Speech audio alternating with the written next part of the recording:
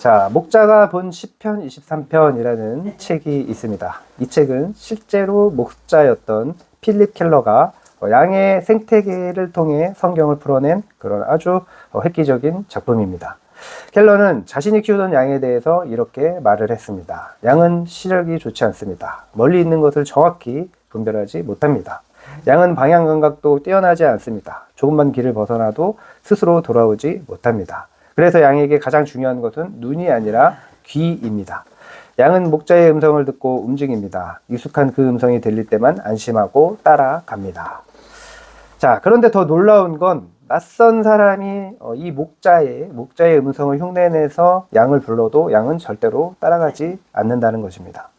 여러분, 왜 양이 목자가 아닌 사람이 부르면 따라가지 않을까요? 양은 자신을 키운 그런 목자의 소리를 아주 정확하게 듣기 때문입니다. 켈러의 양에 대한 이야기는 오늘 우리가 읽은 요한복음 10장의 핵심을 정확하게 설명을 하고 있습니다. 예수님은 말씀하십니다. 요한복음 10장 27절, 내 양은 내 음성을 들으며 나는 그들을 알며 그들은 나를 따르느니라. 그렇다면 우리는 이러한 질문에 답을 할 수가 있어야 됩니다. 나는 지금 누구의 음성을 듣고 있는가? 또 나는 지금 누구의 음성을 따라가고 있는가? 오늘 이 질문을 마음에 새기면서 생각하면서 말씀을 살펴보고자 합니다. 말씀을 잘 듣고 이 문의 답을 찾아서 참 생명을 얻으시기를 주님의 이름으로 축복합니다. 예수님이 말씀하십니다. 자, 1절 같이 읽겠습니다. 시작. 내가 진실로 진실로 너희에게 이르노니 문을 통하여 양의 우리에 들어가지 아니하고 다른 데로 넘어가는 자는 절도며 강도요. 자, 문을 통해 우리에 들어가지 않으면 절도며 강도라고 아주 강력하게 말씀을 하고 계십니다. 당시 목자는 정문으로 들어갔습니다. 그리고 문지기는 목자를 알았고 또 양들도 목자의 음성을 알고 있었습니다. 그러나 도둑은 당연히 다르겠죠. 도둑은 정문으로 들어가지 않았을 겁니다. 그리고 몰래 들어갔을 것입니다. 어떻게 보면 당연한 이야기죠. 그런데 이 아주 당연한 것을 놓치는 경우가 우리는 너무나 많다라는 것입니다. 중요한 건 진짜와 가짜의 차이는 접근 방식에 있다라는 거예요. 접근 방식이 있다. 그런데 예수님은 단순히 다른 방식이라고 말씀하지 않으셨습니다. 도둑과 강도라고 단정을 하십니다. 왜 이 방법에 대해서 이렇게까지 방법을 중요하게 여길까요? 왜 중요할까요? 왜 이렇게 중요할까요? 바로 앞장인 요한복음 9장에서 예수님은 맹인을 고쳐주셨죠. 맹인을 고쳐주셨어요. 그런데 종교 지도자들은 어떻게 했습니까? 그 기적을 부정하고 오히려 그 맹인이었던 사람을 어떻게 했어요? 죄인이라고 정죄를 하면서 쫓아냈습니다. 목자여야 하는 그 지도자들이 사실은 양을 보호하지 않았던 것이죠. 그래서 예수님은 말씀하시는 겁니다. 문으로 들어오지 않는 자들, 그들은 양을 살리는 목자가 아니라 양을 이용하는 자들이다. 그렇게 말씀을 하고 있는 거예요. 그러니까 예수님이 말씀하시는 문은 단순히 출입구가 아닙니다. 하나님이 인정하시는 통로였던 거예요. 그래서 예수님은 뒤이어서 말씀을 하십니다. 자, 7절. 그러므로 예수께서 다시 이르시되 내가 진실로 진실로 너희에게 말하노니 나는 양의 문이라. 예수님은 문으로 안내하는 그런 분이 아니라 문 그 자체시라는 거예요. 문 그 자체. 이 진리를 성경 전체에서 보면 더 선명해집니다. 사무엘상 15장에서 사울은 하나님의 명령을 부분적으로 순종합니다. 부분적으로. 다 순종한 게 아니라 겉으로 보면 잘한 것 같아요. 그러나 하나님은 분명하게 말씀을 하십니다. 사무엘상 15장 22절 너무 유명한 말씀이죠. 사무엘이 이르되 여호와께서 번제와 다른 제사를 그의 목소리를 청종하는 것을 좋아하신 같이 좋아하시게나니까 순종이 제사보다 낫고 듣는 것이 수량의 기름보다 나으니. 순종이 제사보다 낫다라고 분명하게 말씀을 하셨죠. 그리고 마태복음 7장에서 예수님은 이렇게 말씀을 하십니다. 마태복음 7장 13절에서 14절 같이 읽겠습니다. 시작. 좁은 문으로 들어가라. 멸망으로 인도하는 문은 크고 그 길이 넓어 그리로 들어가는 자가 많고 생명으로 인도하는 문은 좁고 길이 협착하여 찾는 자가 적음이라. 무슨 말씀이에요? 하나님의 방식이 아닌 길은 결국 생명에 이르지 못한다라는 말씀인 겁니다. 여러분, 우리는 매일 선택의 갈림길에 섭니다. 정직하게 살 것인가, 편하게 살 것인가, 하나님의 방법을 따를 것인가, 세상의 방법을 따를 것인가. 세상은 끊임없이 우리에게 속삭이죠. 결과만 좋으면 된다. 남들도 다 그렇게 한다. 내가 편하고 좋으면 되는 거야. 그러나 지름길처럼 보였던 길이 사실은 가장 멀리 돌아가는 길일 수도 있습니다. 안전해 보였던 선택이 사실은 가장 위험한 선택일 수 있는 겁니다. 내가 편하고 행복할 것 같은 길이 하나님이 미워하시는 죄의 길이 될 수도 있는 것입니다. 그래서 잠언 14장 12절에는 이렇게 말씀하죠. 어떤 길은 사람이 보기에 바르나 필경은 사망의 길이니라. 자, 여러분, 건물을 지을 때 편하게 짓겠다고 또 비용을 줄이겠다고 기초공사를 대충 하거나 생략하면 어떻게 되겠습니까? 어떻게 되겠어요? 실제로 건물은 더 빨리 지을 수 있겠죠. 편하게 지을 수 있겠죠. 자, 2023년 인천 검단 신도시 아파트의 주차장 붕괴라는 아주 끔찍한 사건이 벌어졌습니다.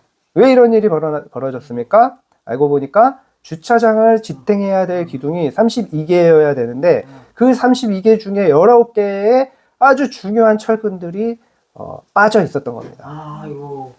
편하게 지으려다가 비용을 줄이려다가 끔찍한 일이 벌어진 거예요. 그 결과 1조 원의 청구서와 1666가구 전면 철거라는 혹독한 대가를 치렀습니다. 다행히 입주가 시작되기 전이라 인명피해는 없었죠. 그것만 해도 정말 다행입니다. 얼마나 큰일이 날 뻔하지 않았습니까? 정말 큰일이 날 뻔했어요. 그러나 빨리 지으려다가 어떻게 됐습니까? 이 건설사는 빨리 지으려다가 시간이 더 걸리게 됐어요. 편하게 지으려다가 어떻게 됐어요? 더 힘들게 된 거예요. 비용을 줄이려다가 어떻게 됐습니까? 더 큰 비용을 치른 것입니다. 여러분, 그것이 무엇이든 간에 붕괴라고 하는 것은 갑자기 오는 것이 아니에요. 잘못된 시작이, 잘못된 습관이 쌓인 결과로 오는 것입니다. 그렇습니다, 여러분. 성공은 속도로 측정되지 않고 방향으로 결정되는 것입니다. 인생은 얼마나 빨리 가느냐가 아니라 어떤 문을 통과했느냐로 결정되는 것입니다. 여러분, 예수님은 우리에게 단순히 바르게 살아라, 바르게 살아라 그렇게 하지 않으십니다. 나를 통해 들어와라, 나를 통해 들어와라 그렇게 말씀하시는 거예요. 왜 그러실까요? 왜 나를 통해, 왜 예수를 통해 들어오라고 말씀하셨을까요? 그 문을 통과하는 순간 우리는 주님의 보호 안으로 들어가기 때문인 것입니다. 그 문을 통과하는 순간 우리는 바른 방향으로 가게 되기 때문인 거예요. 무엇보다 문을 통과하는 순간 우리에게는 새 생명이 시작되기 때문인 것입니다. 그렇습니다. 예수님의 문을 통과하지 않는 모든 성공은 결국 언젠가는 무너지게 되는 것입니다. 그러나 예수 그리스도를 통과한 인생은 결코 무너지지 않는 것입니다. 이것이 첫 번째 메시지입니다. 진리의 문을 통과하지 않는 길을 가면 결국 무너지게 된다. 결국 문제를 만나게 된다. 결국 문제를 만나게 된다. 진리의 문을 통과하지 않는 길은 결국 문제를 만나게 된다. 여러분, 혹시 지금 조금 빠른 길, 조금 쉬운 길, 조금 더 편한 길을 선택하고 있지는 않습니까? 혹시 내가 즐겁고 행복하기만 하면 된다는 그런 생각으로 어떤 길을 선택하고 있지는 않습니까? 그 길이 예수님의 문을 통과한 길인지 돌아봐야 되는 것입니다. 우리 주님은 오늘도 우리에게 말씀하십니다. 내가 바른 문이다. 내가 참된 생명의 문이다. 여러분, 그 문을 통과하십시오. 비록 좁아 보여도, 느려 보여도, 손해보는 것처럼 보여도, 때로는 지루한 것처럼 보여도 그 길의 끝에는 무너지지 않는 생명이 있습니다. 흔들리지 않는 평안이 있습니다. 영원한 안전이 기다리고 있습니다. 주님의 문을 통과하는 그런 복된 성도 되시기를 축복합니다. 예수님은 또 계속해서 말씀을 하십니다. 3절에 양은 그의 음성을 듣나니, 또 5절에 타인의 음성은 알지 못하는 고로 타인을 따르지 아니하고 도리어 도망하느니라. 당시 목자들은 여러 때의 양을 한 우리에 넣기도 했습니다. 밤이 되면 섞여 있는 거예요. 여러분 한번 생각해 보세요. 양이 다 비슷비슷하게 생겼죠? 그죠? 그런데 그 양이 섞여 있어요. 구분하기가 쉽겠습니까? 쉽지 않겠죠? 그런데 놀라운 건 다음날 아침에 목자가 자기 양을 부르면 그 양들만 그 목자를 따라간다는 거예요. 그 양들이 나온다는 거예요. 자, 어떻게 이런 일이 가능할까요? 양은 자기 목자의 음성을 알기 때문이에요. 관계가 형성된 거예요. 관계가 형성된 거예요. 그렇다면 왜 어떤 양은 자기 목자의 음성이 아닌 다른 음성을 따라갈까요? 왜 다른 음성을 따라가는 양이 있을까요? 자, 5절을 다시 보십시오. 5절. 타인의 음성은 알지 못하는 거로 타인을 따르지 아니하고 도리어 도망하느니라. 자, 이 말씀은 뒤집어 보면 이런 뜻이에요. 따라간다라는 건 이미 익숙해졌다라는 뜻인 겁니다. 우린 매일 수많은 소리를 들으며 살아가죠. 세상의 소리는 우리에게 계속해서 말해요. 뒤처지면 안 된다. 남들과 비교해서 더 잘해야 된다. 너 자신을 증명해라. 너 자신을 증명해라. 이 소리들은 어떻습니까? 굉장히 큽니다. 굉장히 강렬해요. 그리고 계속해서 반복돼요. 그래서 어느 순간 우리는 그 소리를 진실처럼 받아들이게 되는 겁니다. 왜 그렇습니까? 왜 그래요? 반복해서 들으니까 익숙해지는 거예요. 강렬하게 들리니까 그것이 진실처럼 느껴지는 것입니다. 쉽게 말하면 익숙해서 따라가게 된다는 거예요. 익숙해서 따라가게 된다는 거예요. 자, 성경은 이 문제가 얼마나 심각한지 정확하게 말씀하고 있습니다. 로마서 12장 2절 우리 다 같이 읽겠습니다. 시작. 너희는 이 세대를 본받지 말고 오직 마음을 새롭게 함으로 변화를 받아 하나님의 선하시고 기뻐하시고 온전하신 뜻이 무엇인지 분별하도록 하라. 여러분, 여기서 본받는다라는 건 무슨 뜻입니까? 본받는다. 반복해서 듣다 보니까 결국 닮아간다라는 거예요. 반대로 우리 주님의 음성은 다릅니다. 이사야 30장 12절 같이 읽겠습니다. 시작. 너희가 오른쪽으로 치우치든지 왼쪽으로 치우치든지 내 뒤에서 말소리가 내 귀에 들려 이르기를 이것이 바른 길이니 너희는 이리로 가라 할 것이며. 자, 이 음성은 크지 않아요. 그러나 분명합니다. 여러분, 실패의 본질은 능력 부족만이 아닙니다. 잘못된 음성을 받아들이는 그런 어리석은 선택인 것이에요. 한 심리학자가 말했습니다. 당신의 삶은 당신이 가장 자주 듣는 목소리를 닮아간다. 당신이 가장 자주 듣는 그 소리를 닮아간다. 이 말은 신학적으로 이렇게 볼 수 있는 거예요. 당신의 인생은 당신이 가장 많이 듣는 음성의 방향으로 흘러간다. 여러분은 지금 누구의 음성을 가장 많이 듣고 있습니까? 세상의 평가입니까? 내 안의 두려움입니까? 아니면 과거의 상처예요? 아니면 주님의 음성입니까? 우리는 종종 이렇게 생각을 하죠. 나는 하나님의 음성을 잘 못 듣는 것 같아. 잘 안 들려. 나는 영적으로 무딘 것 같아. 하지만 예수님은 분명하게 말씀하십니다. 27절 읽겠습니다. 시작. 내 양은 내 음성을 들으며 나는 그들을 알며 그들은 나를 따르느니라. 여러분, 이 말씀이 무슨 뜻입니까? 문제는 능력이 아니라 뭐다? 관계라는 거예요. 관계라는 거예요. 양이 목자의 음성을 아는 이유는 똑똑해서가 아니라는 겁니다. 함께 있었기 때문인 거예요. 함께 있었기 때문에. 누구와 같이 있느냐, 누구의 소리를 많이 듣느냐, 이것에 따라 달라진다라는 거예요. 그럼 이것이 두 번째 메시지입니다. 인생은 누구의 음성을 듣느냐로 결정된다. 여러분, 혹시 지금 두려움의 소리를 듣고 있지는 않습니까? 비교의 소리에 끌려다니고 있지는 않습니까? 세상이 말하는 기준에 매여 있지는 않습니까? 그 소리는 너무나 큽니다. 하지만 그 소리는 여러분의 생명을 살리지는 못합니다. 그러나 주님의 음성은 다른 거예요. 조용하지만 생명을 주십니다. 부드럽지만 바른 방향으로 이끌어 주십니다. 작게 들리지만 우리의 영혼을 살리는 진리인 것입니다. 여러분, 지금 이 시간 그 음성에 귀를 기울이시기를 바랍니다. 아멘. 어떻게 그 음성을 듣습니까? 말씀 가운데서 듣습니다. 기도 가운데서 듣습니다. 아멘. 주님은 지금도 여러분을 부르고 계십니다. 그 음성을 듣고 따라가는 순간 여러분의 인생은 견고한 반석과 같이 될 줄 믿습니다. 주님의 따스한 음성을 듣고 살아가는 복된 성도 되시기를 축복합니다. 아멘. 자, 예수님은 또 이렇게 말씀을 하십니다. 11절 읽겠습니다. 시작. 나는 선한 목자라. 선한 목자는 양들을 위하여 목숨을 버리오니와. 자, 당시 목자는 양을 돌보는 사람이었습니다. 위험이 오면 막아서기도 합니다. 그러나 자신의 생명을 완전히 내어주지는 않죠. 그런 목자는 거의 없었을 것입니다. 그런데 예수님은 말씀하시는 거예요. 나는 그런 목자들과는 다르다. 나는 양을 위해서 죽는다. 여러분, 왜 예수님은 양을 인도하는 목자가 아니라 대신 죽는 그런 목자로 오셨을까요? 왜 그렇게 오셨을까요? 예수님은 선한 목자와 삭군을 대비하십니다. 삭군은 양을 돌보기는 하지만 위험이 오면 어떻게 해요? 도망가 버려요. 왜냐하면 양이 자기 것이 아니기 때문인 거예요. 참된 관계가 없는 보호는 끝까지 책임지지 않습니다. 그러나 선한 목자는 달라요. 양이 자기 것이기 때문에 끝까지 책임집니다. 심지어 생명까지 내어주는 것입니다. 에스겔서 34장에서 하나님은 이스라엘의 지도자들을 책망하십니다. 에스겔 34장 2, 3절 우리 같이 읽겠습니다. 시작. 인자야, 너는 이스라엘 목자들에게 예언하라.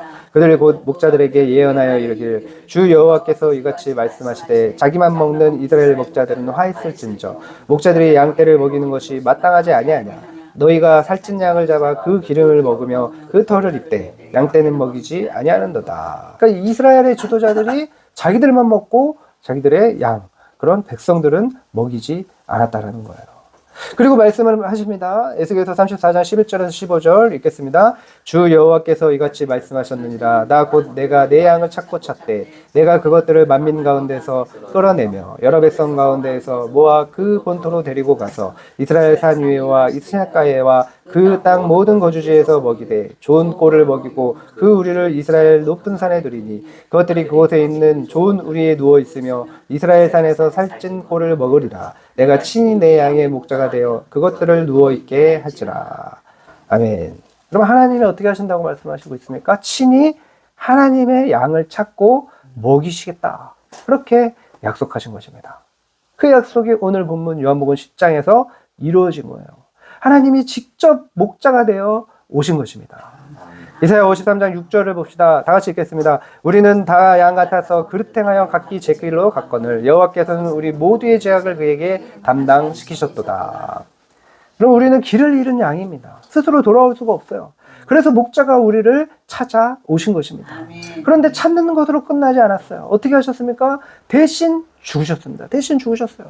로마서 5장 8절에 말씀합니다. 우리가 아직 죄인 되었을 때 그리스도께서 우리를 위하여 죽으심으로 하나님께서 우리에 대한 자기의 사랑을 확증하셨느니라.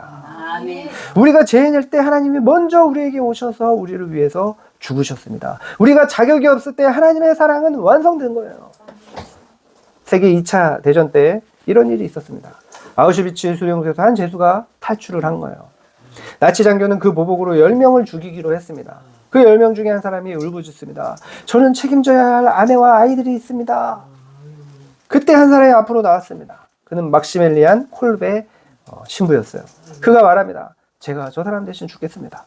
그는 그 사람 대신 지하 감방으로 끌려갔습니다. 굶주림과 고통 속에서도 그는 끝까지 찬송을 부르며 다른 사람들을 위로했습니다. 얼마나 대단한 사랑입니까? 얼마나 대단한 신앙입니까? 그는 다른 사람을 살리기 위해서 자기 생명을 바쳐서 사랑을 증명한 것입니다. 그럼에도 불구하고 예수님과 비교할 수 있는 것은 아니죠.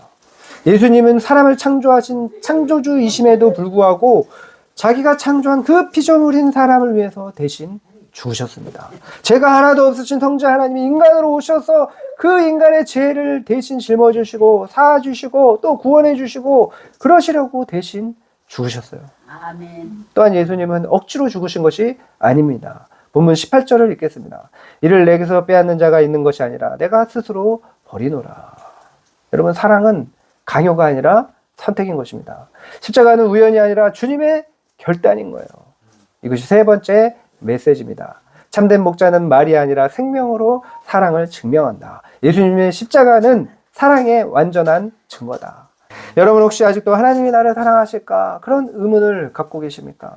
나는 하나님의 사랑을 받을 자격이 있을까? 라는 의문이 드십니까? 십자가를 통해 주님은 우리에게 말씀하시고 계신 거예요. 이미 내가 너를 사랑했다. 이미 내가 값을 치렀다. 이미 내가 너를 내 것으로 삼았다. 그러므로 여러분, 우리는 두려워할 이유가 없습니다. 버림받을까봐 걱정할 필요가 없어요. 조건을 채우려 애쓸 필요도 없습니다. 우리는 이미 목숨을 내어주신 참된 목자의 양이기 때문입니다. 여러분, 그래서 우리가 해야 될 일은 그런 어떤 조건을 채우려고 애쓰는 것이 아니라 감사해서 주님의 말씀을 따라가는 삶이 되어야 되는 것입니다. 그 사랑 안에서 감사하시기를 축복합니다. 그 은혜 안에서 담대하게 살아가시기를 축복합니다. 말씀을 마치겠습니다. 여러분, 오늘 우리는 본문을 통해서 세 가지의 메시지를 들었습니다. 첫째, 진리의 문을 통과하지 않는 길을 가면 결국 문제를 만나게 된다. 둘째, 인생은 누구의 음성을 듣느냐로 결정된다. 셋째, 예수님은 생명으로 사랑을 증명하신 참된 목자이시다. 여러분, 이미 하나님이 여러분을 선택하셨습니다. 여러분이 길을 잃었을 때 그분이 찾아오셨습니다. 여러분이 돌아올 수 없을 때 그분이 대신 값을 치러 주셨습니다. 여러분이 의심할 때에도 그분은 이미 십자가로 사랑을 확증하셨습니다. 그분으로 들어가시기를 바랍니다. 그 음성을 들으시기를 바랍니다. 그 사랑을 믿으시기를 바랍니다. 그러므로 여러분의 인생은 더 이상 흔들리지 않을 것입니다. 선한 목자 되신 주님 안에서 참된 생명과 영원한 평안을 누리는 복된 삶 사시기를 주님의 이름으로 축원합니다.